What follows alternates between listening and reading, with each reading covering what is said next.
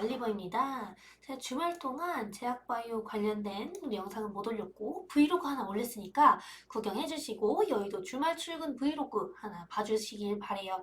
제가 주말에 나와서 강의 자료 만드느라 좀 바빴었습니다. 그래서 오늘 이렇게 돌아왔고요.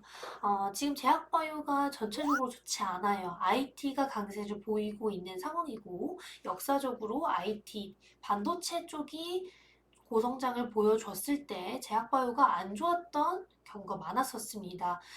그리고 지금 호주와 캐나다가 기준금리를 인상하면서 긴축 경계감이 제약바이오에 가장 많이 반영이 되고 있는 상황이라고 생각을 해주시면 될 것 같아요. 제약바이오가 지지부진한데 그 중에서도 개별주 몇 종목이 정말 뚜렷한 상승세를 보여주었습니다. 오늘은 그 종목들 중 두 기업에 대해서 알아보는 시간을 가질 거고요. 많이들 궁금해하시는 바이오니아 관련해서 업데이트 가져왔으니까 꼭 끝까지 보시길 바랍니다. 어찌됐든 오늘 CPI가 발표될 것이고 15일에 FOMC에서 기준금리에 대해서 발표를 할 거예요. 그런데 제가 6월 8일 영상에서도 말씀드렸다시피 6월은 동결이 더 예상되었던 상황이었습니다. 그런데 이 부분에 대해서 동결 가능성이 더 높아지고 있는 상황이기 때문에 최근 나스닥이 갭상승을 한 모습이었고요. 반도체와 IT 쪽이 정말 강한 모습입니다. 6월 이후 7월이나 8월에 캐나다랑 호주처럼 갑작스럽게 또 소폭 인상을 할 수는 있어요. 하지만 지금 상황은 일단 6월, 지금 당장 이번 주에 있는 FOMC에서는 기준금리가 동결될 것이라는 의견 덕분에 나스닥이 상승하는 모습이고 우리나라도 코스피 다 좋은 흐름을 보여주었습니다. 그냥 제약바이오가 조금 아쉬웠다 이렇게 봐주시면 될 것 같고 어찌됐든 국내 제약바이오 기업들은 지금 개별주 성향이 강할 수밖에 없습니다. 왜냐하면 제약바이오 섹터가 움직이려면 학회 같은 모멘텀이나 신약 승인 모멘텀이 있어야만 하는데 6월에 있었던 두 학회, 바이오 USA와 아스코가 지금 끝났고 6월 말 23일쯤에는 유럽에서 내쉬 쪽을 얘기해주는 간학회가 오픈되긴 합니다. 하지만 가장 관심을 많이 받는 제약바이오 분야는 항암제인 것이고 암 관련된 학회들이 지금 단기간에는 없거든요. 10월에 에스모까지 기다려야 되는 상황이기 때문에 단기간 모멘텀이 없어졌다라는 것을 고려했을 때 제약바이오가 지지부진할 수밖에 없지 않았나. 어찌 됐든 15일 FOMC 이후에 기준금리가 동결된다면 제약바이오가 소폭 반등할 거라고 보고 있고 여기에 더불어서 올해 4분기나 내년 1분기에는 금리 인하기에 도입을 할 것이기 때문에 그 전에 지금 제약바이오를 보는 게 가장 좋은 시기가 아닌가. 금리 인하기에 도입을 하게 되면 제약바이오가 굉장히 크게 반등을 할 거예요. 금리 수혜를 받으면서 자금 조달 이슈가 많이 완화될 것이고 거기에 더불어서 임상 진전도 상대적으로 빨라질 수가 있어요. 일단 코로나에 관련된 임상 지원 이슈는 이제 없어졌고 자금 이슈도 금리가 인하하면서 라이선스 계약이나 빅딜이 많아지면서 비상장 투자도 증가하고 전체적으로 바이오 호황기가 이루어질 수 있다. 어쨌든 하반기에 신약 승인 모멘텀도 굉장히 많기 때문에 제약바이오는 올해 연말부터는 좋아질 수 있는 가능성이 크다 이렇게 봐주시면 될 것 같습니다. 그리고 제약바이오가 지지부진할 때 IT와 반도체가 좋았던 경우도 많았었지만 거기에 더불어서 미용기기 업체들이 제약바이오 섹터가 지지부진할 때 잘 되는 경우가 굉장히 많았어요. 오늘도 똑같았습니다. 제약바이오 섹터가 안 좋았는데 미용기기는 좋았습니다. 저번 주에 제가 미용기기 업체들 한번 말씀을 드렸었죠. 루트로닉이 인수되면서 미용기기 업체들이 다 좋은 주가 흐름을 보여주고 있는 상황입니다. 거기에 더불어서 여전히 실적 모멘텀이 남아있는 상황이고 해외 비중이 높은 기업들 위주로 좋은 주가 흐름을 보여주고 있다. 미용기기는 오늘 다 올랐습니다. 클래시스, 제이시스 메디칼, 루트로닉, 원텍, 파마리서치까지 보톡스 기업인 메디톡스도 좋은 주가 흐름을 보여주었고요. 어쨌든 성장주에서 가치주로 턴한 기업들이 미용기기였던 경우가 많았었습니다. 그래서 어쨌든 수출입 데이터가 잘 나왔기 때문에 미용기기 기업들이 지금까지 계속 강세를 유지할 수 있었던 것이 아닌가. 미용기기 기업들이 해외 비중이 높아지고 수출을 많이 하게 되면서 이렇게 좋은 흐름을 보여주고 있는 거고, 이게 지속되고 있고 내년까지는 꺾이지 않을 것 같아서 2분기 실적 볼 때쯤에 한 번 더 보시는 걸 추천드리겠습니다. 그리고 많이들 궁금해하셨던 바이오니아 업데이트 드리겠습니다. 바이오니아가 어제 새벽에 판매 개시를 했어요. 드디어 아마존에서 판매 개시를 했고 이제 아마존에서도 사실 수 있으십니다. 우리나라로 직접 구매도 할 수 있게 되었고요. 이게 310파운드로 거의 50만 원 돈이기 때문에 비싸기는 하지만 정말 꾸준히 사용해서 나는 효과를 보겠다 하시는 분들은 사는 것도 나쁘지 않을 거라고 보고 있고, 이번에 아마존 판매 개시가 좀 밀렸잖아요. 제가 듣기로는 아마존도 처음이고 원래 아마존 등록을 할 때 걸리는 기간보다 짧았었기 때문에 문제가 되지 않았었다라고 들었었는데, 그것도 문제였지만 최근에 이제 아마존 프라임데이가 이제 곧 진행이 되면서 아마존 프라임데이에 대한 아마존의 준비가 조금 더 중요하게 작용이 됐었던 것이 아닌가. 아마존 프라임데이가 7월 11일에서 12일에 진행됩니다. 아마존 프라임데이가 뭐냐면 아마존에서 진행하는 세일이에요. 근데 1년 중 가장 큰 아마존 행사기 때문에 물류나 그런 아마존 창고 관련해서도 좀 지연이 있었던 것이 아닌가, 저는 그렇게 보고 있는 상황이고, 어찌됐든 좀 늦어지긴 했지만 판매 개시를 했다는 거에 의미를 둬야 된다고 보고 있습니다. 어찌됐든 어제 새벽에 판매 개시가 되어서 정말 다행이죠. 정말 다행인데 이렇게 310파운드로 올라와 있는 모습 볼 수 있고, 이게 6mm짜리입니다. 6mm짜리인데 2주에 한 번 도포하는 양이라고 생각하시면 될 것 같고 3개월치라는 거 항상 생각해 주시면 좋을 것 같고요. 여기서 중요한 게 코스메르나에 들어가는 올리고 양이 30mg 정도 됩니다. 근데 보통 1mg이 30만 원 정도가 되는 돈이에요. 여기서 중요한 게 뭐냐면 siRNA라는 이 올리고라는 원료 자체가 비싼 원료라는 거예요. 프리미엄 원료고 이렇게 연구소나 실험실에서 쓰는 siRNA가 몇 밀리그램 안 돼도 50만 원 혹은 다른 siRNA 종류를 보더라도 대부분이 이렇게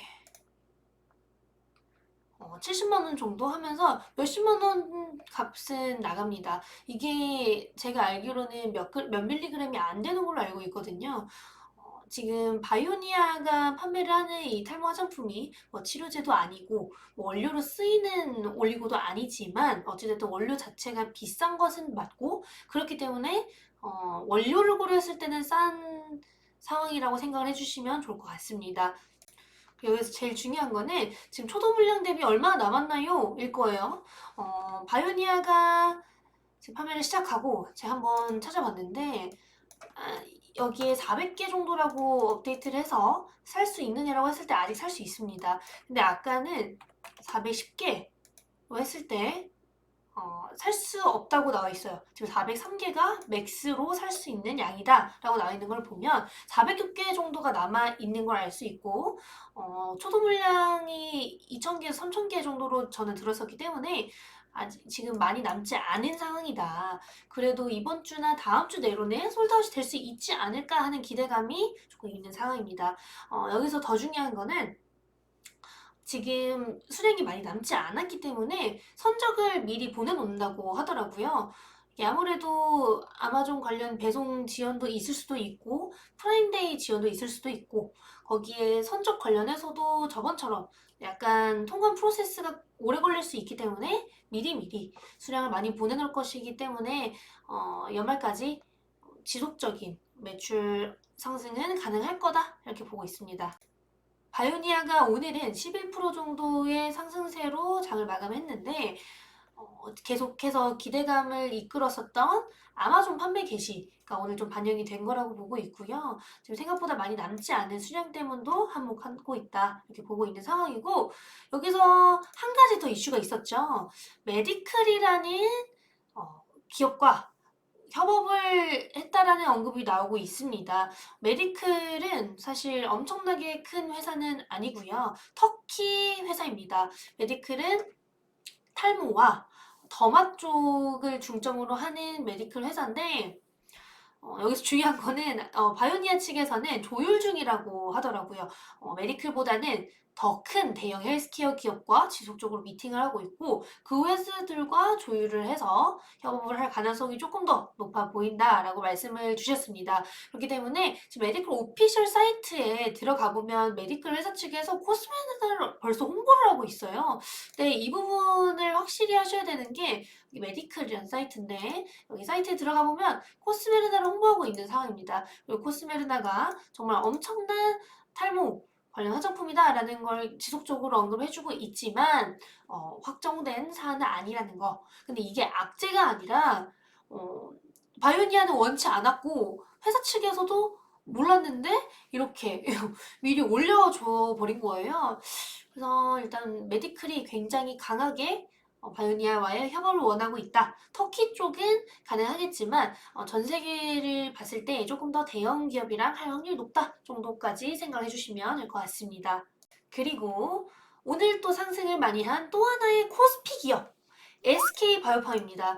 SK바이오팜은 제가 4월 25일에 작성한 퀀트 인덱스에서도 말씀을 드렸을 만큼 퀀트 단에서도 선호하는 종목이었고 대형주 중에서 좋은 이슈들이 가장 많은 기업으로 판단을 했었기 때문에 계속 지속적으로 말씀을 드렸던 기업입니다. SK바이오팜이 6만원 중반대에서부터 쇼커버가 좀 있는 기업이고 6만원 중반대에서 어느 정도 바닥 다지기가 끝난 기업이라고 저는 판단을 하고 있습니다. 현재는 공매도 잔량이 145만 주로 코스피 중에서는 좀 높은 편인데요. 그럼에도 불구하고 50만 주 정도는 공매도 단가가 82,000원 정도로 예상되기 때문에 82,000원을 넘어서서 SK바이오팜이 조금 더 상승세를 보여준다면 쇼커버가 한 번 더 가능할 수 있지 않을까. 최근 수출 데이터에서 처방송 추이가 엄청나게 잘 나오면서 다시 한번 관심을 받는 모습인데요. 이 기준으로 4분기에는 분기 흑자 전환이 가능할 수도 있을 것 같습니다. 4분기 분기 흑자 전환은 제가 여러 번 말씀을 드렸었는데요. 지금 이제 6월이잖아요. 5월 기준으로 처방수가 21,234건으로 나왔습니다. 이 처방수는 글로벌 뇌전증 신약들 중에서 월간 성장률이 가장 두드러진 성장세를 보여준 처방수라고 생각을 해주시면 될 것 같고요.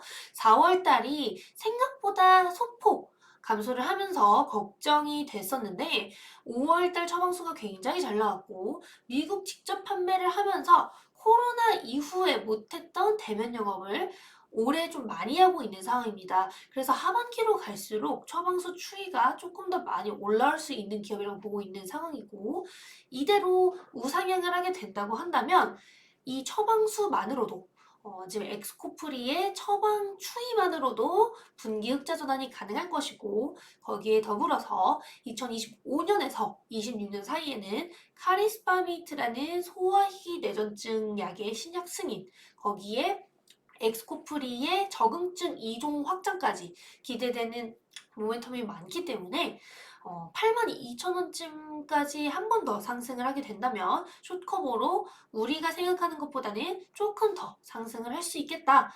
그리고 여기서 말하는 쇼커버가 뭐냐면요. 주식시장에서 매도한 주식을 다시 사는 환매수를 말합니다. 이제 실제로 주가 하락으로 차익을 챙기는 경우가 있잖아요. 근데 이제 주가가 상승할 때는 손실을 하게 됩니다. 그래서 주가 하락을 예측하고 공매도를 취해왔던 투자자들이 주가 상승 시에 손실을 좀 줄이기 위해서 주식을 매집하는 게 이제 숏 커버링입니다. 그래서 6만 원대 중반 그리고 8만 원대 초반에 많은 기업이라고 보시면 될 것 같고 지금 8만 원까지 올라왔으니까 여기서 더 상승하게 된다면 한번 저는 시도해 볼 만한 상황이라고 보고 있습니다.